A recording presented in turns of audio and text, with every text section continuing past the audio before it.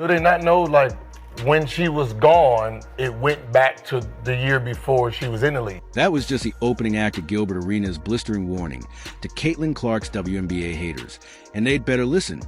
While Clark's record-shattering ratings, sold-out arenas, and billion-dollar buzz are lifting the entire league, her critics risk torching the very platform they're standing on. We got a proposal from the league, which was honestly a slap in the face. The WNBA players are charging into their most critical CBA negotiation ever, but they're completely misreading the moment.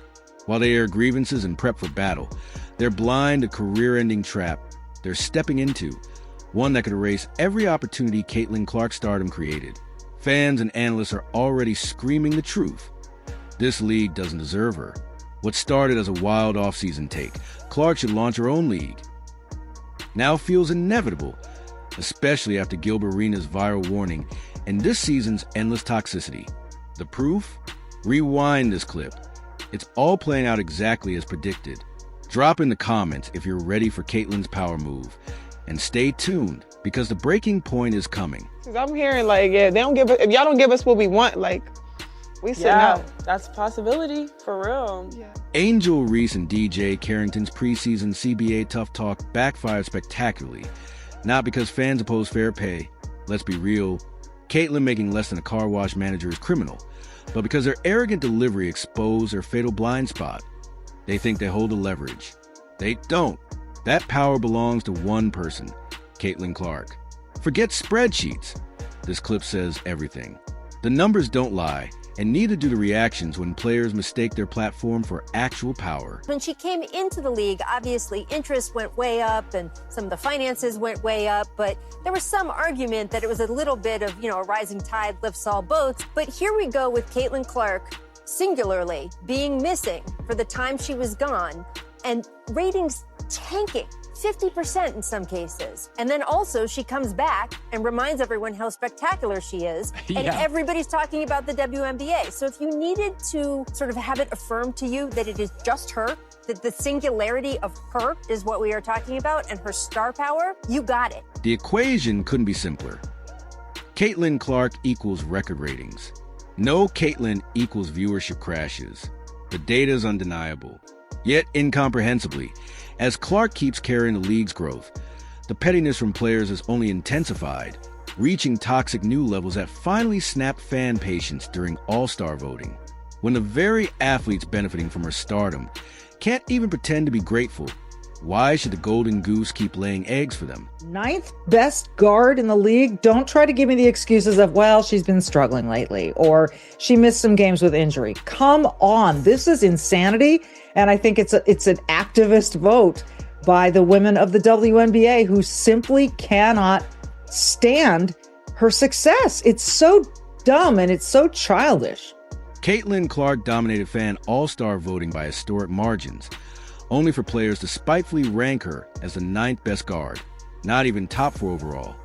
This for a reigning MVP finalist, putting up comparable numbers despite injuries and constant double teams, since we all know defenses don't treat her like some 9th-tier player.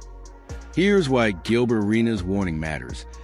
Every petty slight drives Clark's fans further away, not just from games, but from ever embracing the WNBA.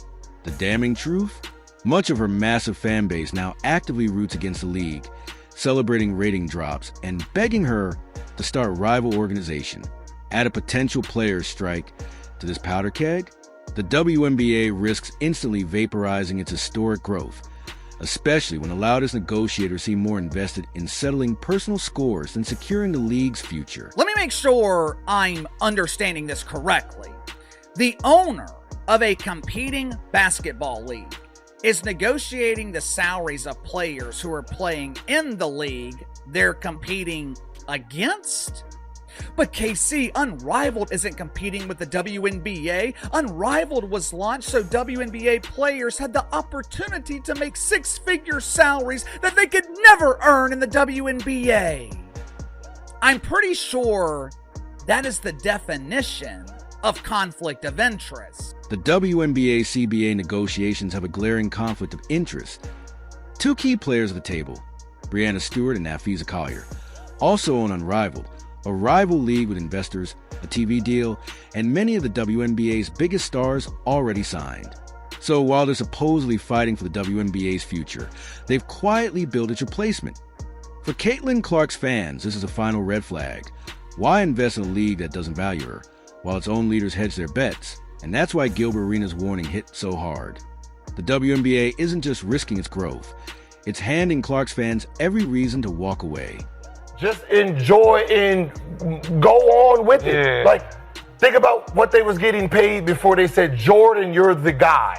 What do you think Magic and Bird and all them making? Do you know how much Charles Barkley was making his rookie year before the TV deals that Jordan brung in? If you're making $40,000, every 5 months, and now you're making 80, then just do your job. And vote for the person who got you there. Yeah, that's weird to me. Let that sink in. The WNBA has a female Michael Jordan, a generational talent breaking ratings records, selling out arenas, and securing $8 270M/year media deal, nearly $3 billion total. That's why the CBA is being renegotiated early. Yet instead of capitalizing, the league's drowning in self-sabotaging pettiness. As Gilbert Arenas nailed it, you're handed a golden ticket and still complaining about the font. Eat, y'all eat. Clean up. Let me clean up. I got y'all. This is what you wanted. This is what you needed, that we're not watching you for your talent. Someone came in that everybody wants to watch, kids, everybody. Now we can see your talent. This isn't complicated. Yet the players still don't get it. Caitlin Clark's spotlight doesn't just elevate her, it lifts the entire league. Even without her on the court, Fever games draw over 1M viewers, double most other teams. And Gilbert Arenas said it perfectly, when she eats, you all eat. This shouldn't be a revelation, but somehow it still is. I think we have to understand that when one player eats, we all eat. And as we all get more opportunities, it just opens it up for everyone else. And I think Caitlin has said that even herself in certain interviews. And I love that. I love that she's not the player who's like, it's all about her. It's not. She's giving love and homage to those of us that have come before her. She shares the wealth with her teammates, and she doesn't have to do that. So I just don't, again, I don't know what the big deal is about the fact that Caitlin is getting a lot of love. She deserves that, and she's helped change this game just as a lot of other players have. Gilbert Arenas exposed the players' fatal miscalculation. They thought they could attack Caitlin Clark, her game, her fame, even her fans, without repercussions. But they forgot one brutal truth. She's not just a player, she's the reason the checks got bigger.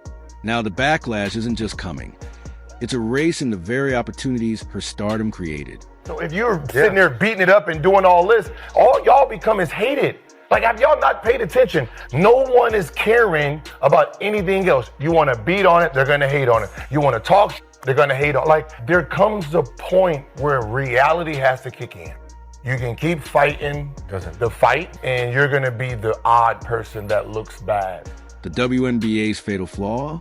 Instead of welcoming Caitlin Clark's fans as the league's next generation, players let jealousy poison the moment, attacking her, mocking her supporters, and alienating the very audience ready to invest. The result? Her fans now root against the league.